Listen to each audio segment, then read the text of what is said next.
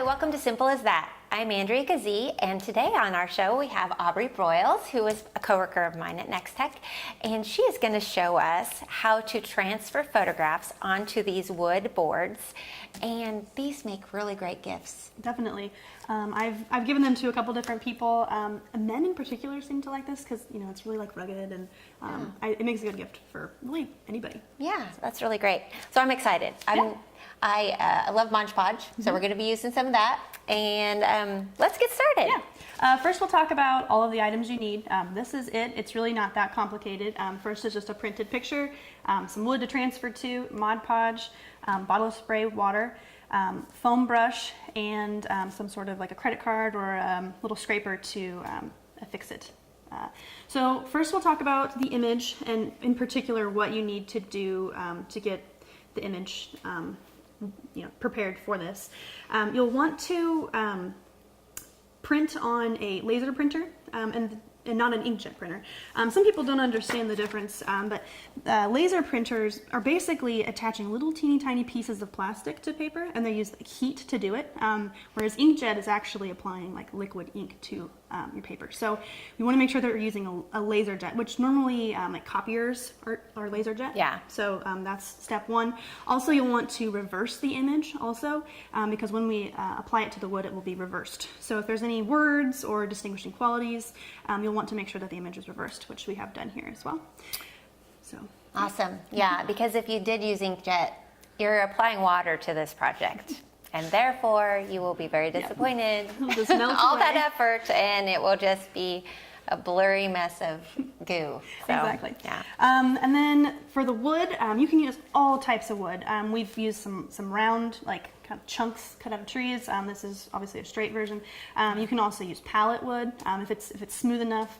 Really can use all types of wood. Where did you get this? We actually got this at Hobby Lobby. Yeah. I think it was between $6 and $8. So yeah, really cheap. Inexpensive. Yeah, the total cost of this project is under $10 for sure. And then you have a lot of Mod Podge to use over and over and over again because you don't use a ton. No, and that works really great on a lot of other projects. So something I wanted to say too, like you could do this yourself, you would just want to sand it, right? If you did have a friend cut you some wood pieces or round, you could do little round ones and do like Instagram shots, something like that. But you just want to make sure it's sanded smooth.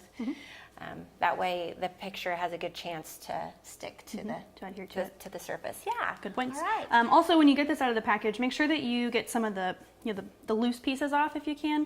The bark and the dried pieces of wood, because when we start to do the transfer, sometimes those little bits of like wood and bark get into that, and that makes a mess. So try and shake this off and pick off what you can, the loose pieces. Yeah, I did notice when you opened the package, it was pretty messy and kind of stuff went everywhere. Yeah. So yeah, you don't want that to get in your Mod Podge. Then you're going to have chunks of bark in your people's Play faces. across your face. Yeah, that's not cool. So. Not cool. All right. And then we'll talk about the Mod Podge. There are lots of different versions of Mod Podge out there.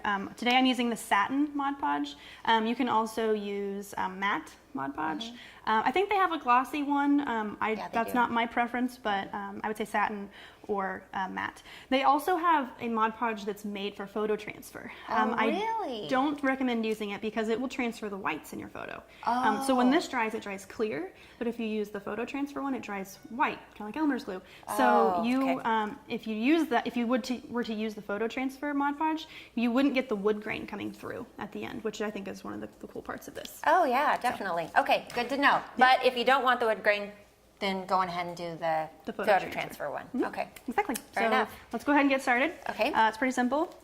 Just take a little bit of Mod Podge and put it on your wood. Start light here. Whoa, that was a lot. It's all right. Okay, so then we're going to take a foam brush and just kind of spread this out across the wood. The very, very first time I did this, I didn't use enough Mod Podge, and not enough of the image transferred. So I found that if you use just a little bit more, you'll get more of the image to stick. And you just want to try to stay out of the messy pieces here, because that's when you'll bring in parts of the bark, and that's just not what we want. Just got to take it all the way to the other edges, though. So everywhere you're going to put this is where photo is going to transfer. Just spread it around a little bit. So it won't have necessarily a perfect edge, which is what we want, because this isn't a perfect edged Exactly. piece of bark, so that it'll kind of take on some characteristics of the piece that you put it on. Exactly. Yep. I think that is one of the things that makes this cool is kind of the rough edges. And when you remove the paper too, in the end we'll show you, it's not perfect, but I think that is, what is cool about this. Yeah, definitely. This is actually looking good. I thought it was a lot at first, but I think this is just about the right amount. Like I said, you don't want to do too little or not enough of it will stick. Just want to get it all around, let that wood soak up some of that Mod Podge. Right now we're just trying to get it kind of evenly spread through this. And just get that clump right there, but that probably brought in some of the wood, but that's okay. And it's okay if this gets in here because like I said, this will dry clear, so it's okay that that's like that. This is looking good. That looks really good. Okay, so I'm just gonna go through this one last time, make sure my strokes are really straight and even, because when we remove this, you will see some brush strokes. So you wanna make sure that they're not distracting in the image. So, like so, that is good. Okay, so that's the Mod Podge. And then, you can do this either way. You can put the image on the wood, put the wood on the image. I'm gonna go wood to the image just so that I can make sure that it's all lined up correctly. Okay. So again, you're gonna put the printed side of the photo onto the Mod Podge. So we're just gonna flip it like this, and it's okay if you don't get it quite straight right away. You can move it around a little. So we're just gonna even up the bottom and the top. And I think that looks pretty straight. We need to go this way a little bit, I think. Yep. And yes, good. I can see image all the way around. Then we're gonna flip this over.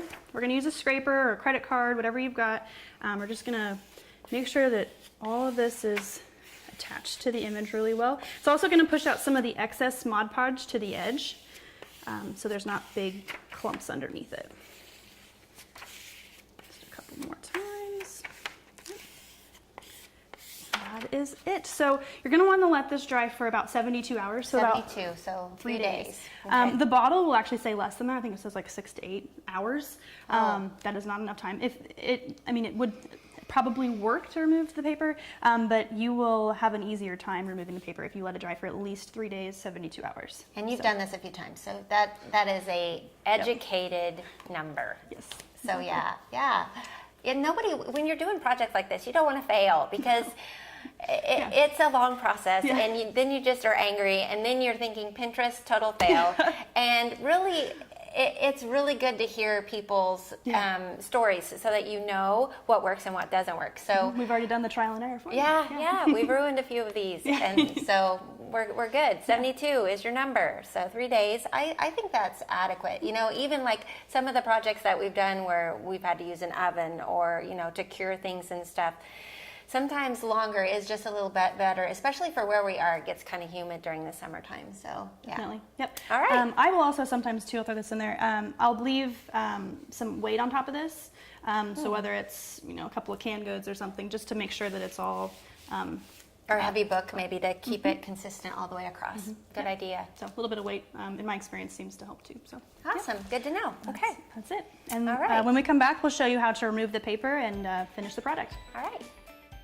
Storage Solutions is invested in complete customer satisfaction. You can choose a drive-up unit or a climate-controlled unit. Plus, you can choose from storage units of all sizes to fit your inventory. And that's not all. They'll sign for your packages and deliver and unload them into your unit. Storage Solutions has been named in the top 100 U-Haul dealers 6 times. Rent a pickup, cargo van, or moving truck to keep your goods on the go. Remember, making moving and storing easy is Storage Solutions in Hayes and Victoria. What a girl wants in her home kitchen.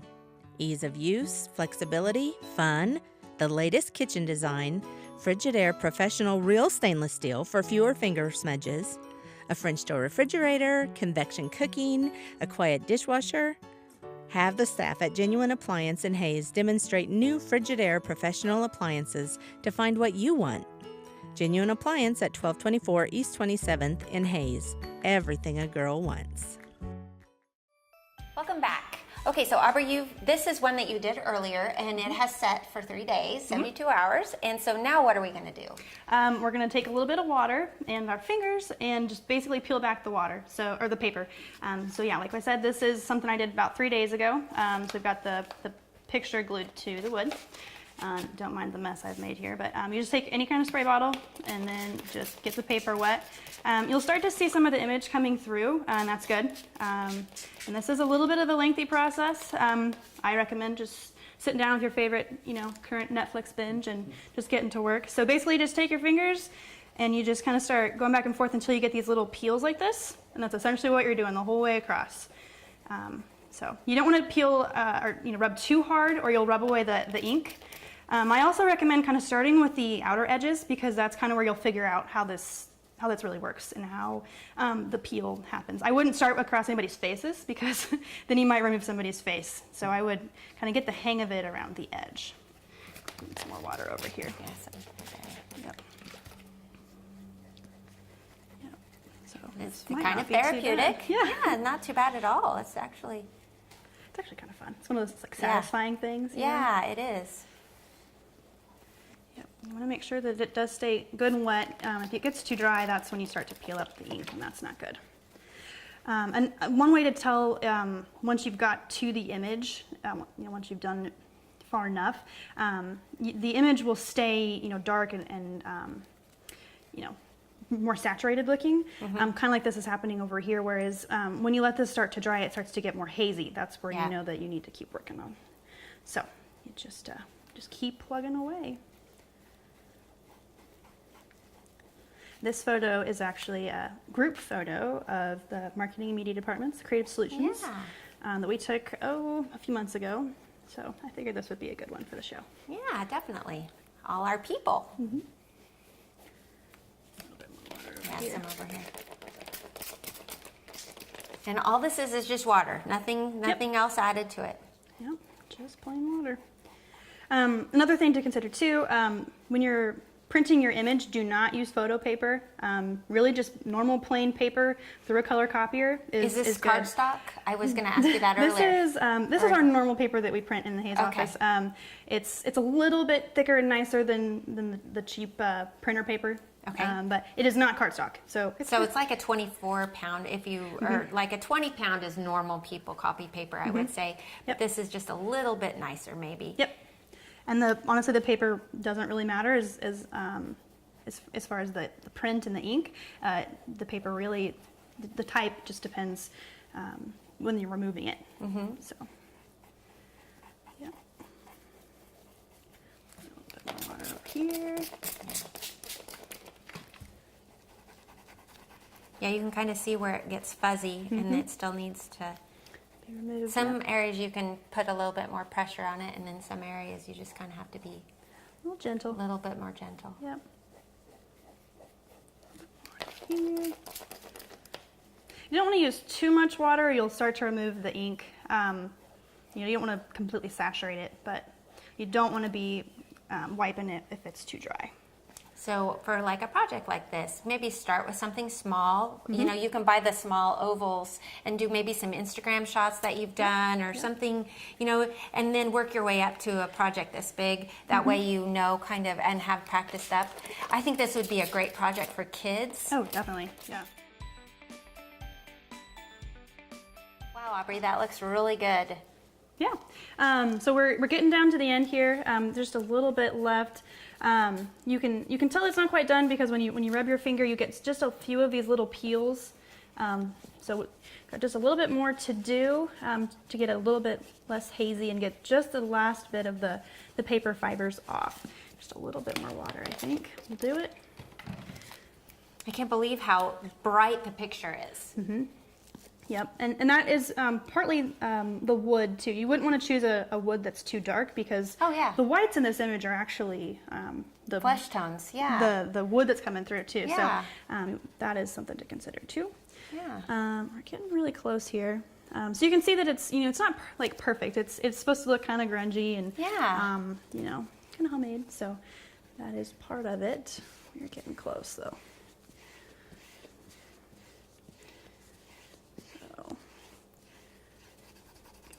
over Kevin's face here. And if you accidentally take off someone's face, it's just an accident. Yeah, I can't take it personally. No, but I can see why it would be nice to start small and then work your way up, because this was a tedious process, just getting, making sure that you just applied the right amount of pressure and took your time layer by layer, slowly but surely it all comes off. And now the image is really popping off of it. And like you said, where our faces are is actually the tone of the wood coming through.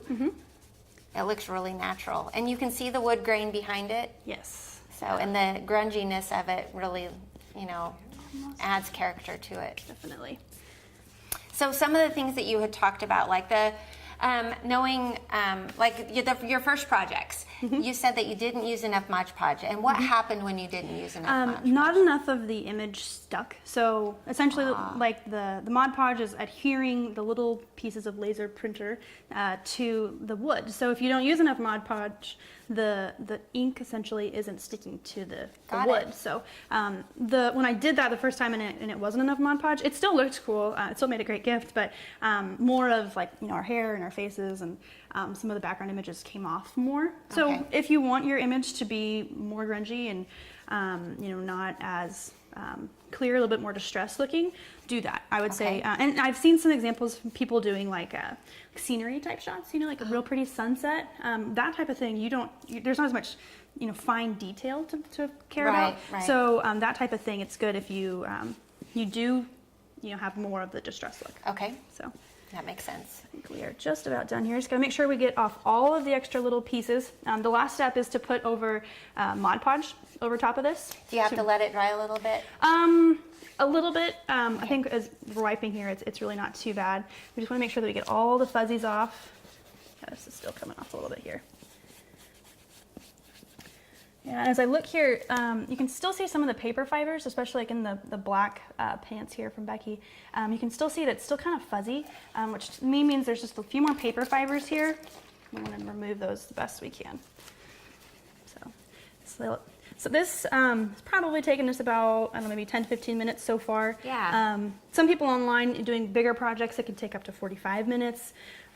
So like I said, this is something good to do while you're binging your favorite show, or maybe listen to your new favorite podcast, whatever you do for fun. Yeah. This is a good kind of no-brainer thing to do. Yeah. Okay. So another question. So some of the areas where it's distressed out, would those be areas where maybe the Mod Podge or there was an air bubble? Yep, that's possible too. And also when we're doing this with our fingers, pressing too hard is one thing that does that too. Okay. So that's why I say start around the edge to figure out what pressure is right. So then you can do more of the distressing around the outside and not do that over somebody's face. Yeah. So yeah, you can still see there's just a little bit left here.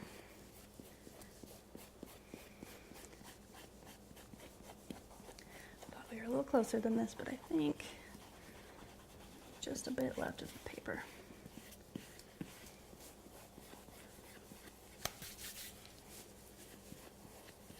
Yeah, and you can feel it with your fingers when you go over areas. The areas that are good to go feel really smooth, and the areas that aren't, you can still feel like this roughness about them. Exactly.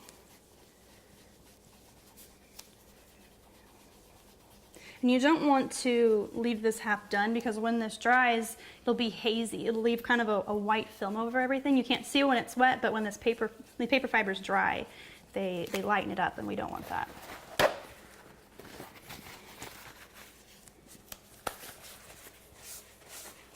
And all I'm doing is taking a paper towel and just kind of drying, just wiping it off so we can see a little better. Get some of those little particles off. Sounds good. It's making a different sound too now that it's kind of Yeah, I really think we're really close now. We're really close. Okay, I think we're about ready to put the Mod Podge on. Just gonna make sure it's really smooth. All of those pieces are out. Okay. All right, let's let you see it. Can you see? You can see that there's just, the colors are really bright. Yep. And for your first project, I would suggest doing something that's a little bit less detail. So maybe it's just a faraway shot of a couple people. Yeah. Because then you don't have as many faces and things to worry about scraping off. So that's one thing too. So this part's really simple, just like we did it the first time. Just take a little bit of Mod Podge, probably not quite as much as the first go round. Put that on there, and then we're just gonna spread it out. Goes on white, but it clears dry. Dries clear. Yes, I knew what you were. I knew what you meant. I totally knew what you meant. Yep. So this is just sealing the image so that those laser printer particles don't come off. This is just kind of finalizing the product so that you can hang it on the wall for forever. For forever. For forever. So you just get to the edges so that all of those are sealed really And good. again, this is a satin finish, so it won't be super shiny, but it won't be matte or dull. It's just kind of that halfway in between. Yep, exactly. And your brush strokes will kind of show. So you want to get them as, you want it to be as clean as possible. Anywhere that there's excess Mod Podge, and I just know this from using it before, so yeah. Okay. It looks really white, but I promise it dries clear. Yeah. So you will see your image coming through.